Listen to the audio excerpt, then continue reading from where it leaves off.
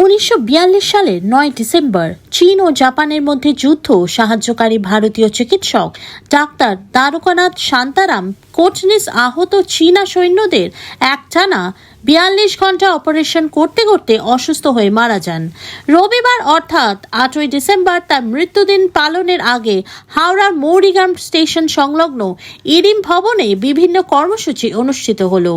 এদিন বিনামূল্যে আকুপাংচার, যোগ ও প্রাকৃতিক উপায়ে কিভাবে সুস্থ থাকা যায় তার পাঠ দিলেন চিকিৎসকরা। পাশাপাশি ডাক্তার কোটনিসের সম্পর্কে আলোচনা অনুষ্ঠিত হলো। উপস্থিত ছিলেন চীনা উপদূতাবাসের আধিকারিকরাও। আজকে যে অনুষ্ঠানটি ছিল ডক্টর কোটনিসের 82তম যে মৃত্যুবার্ষিকী, সেটা উপলক্ষে আজকে একটা ওই বিনামূল্যে বিনা খরচে একটা আকুপাংচার, যোগ ও প্রাকৃতিক চিকিৎসার ওপরে একটা শিবির অনুষ্ঠিত হলো। আর তার সাথে ডক্টর কোটনিসের জীবন এবং শিক্ষা নিয়ে আমাদের এখানে একটা আলোচনা সভা হলো।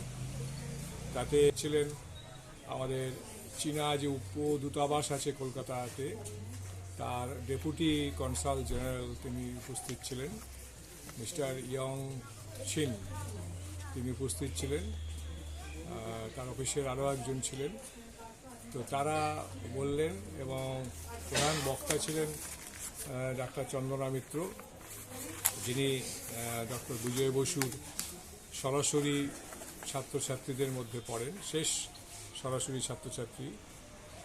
তিনি ডক্টর কোটনিসের জীবনী এবং তার থেকে কি শিক্ষা আমরা পাচ্ছি, কীভাবে আমাদের শেখা উচিত, তার থেকে সেবামূলক কাজ এবং একে অন্যের পাশে দাঁড়ানো, নিজেদের কথার থেকেও অন্যদের কথাকে ভাবা, একজন চিকিৎসক একজন মানুষের যে কাজ, এবং পৃথিবীতে যে কোনো দেশ যে কোনো দেশের আক্রমণ করলেই তাকে বিরোধিতা করা উচিত, সাম্রাজ্যবাদ বিরোধিতার আদর্শ, এই সব কটাই তিনি এখন সেটাকে ব্যাখ্যা করেছেন।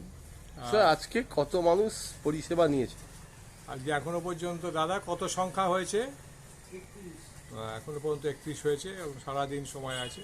এটা প্রায় তৎক্ষণাৎ কাছাকাছি চলে যাবে আর কি। মানুষ তো সারাদিনই আসছে, ভিতরেও এখনো আছে, আর নিয়মিত এসে তারা করছেন। মানে আকুপাংচারটাকেই বিকল্প চিকিৎসা হিসেবে তুলে ধরা? হ্যাঁ, তুলে ধরা, এবং তাতে যাতে মানুষ আরও বেশি এই ওষুধের যে পার্শ্ব প্রতিক্রিয়া থেকে যে ক্ষতি হয় এবং তার যে খরচ, সেটার থেকে কমাতে যাতে করে সে প্রাকৃতিক উপায়ে সুস্থ থাকতে পারে, তার প্রচার প্রসার করাই এটা দরকার। আর ডক্টর কোটনিসের স্মৃতিতে এই সেবামূলক কাজটাকে আজকে পুরো বিনা খরচে করা হচ্ছে। Thank you.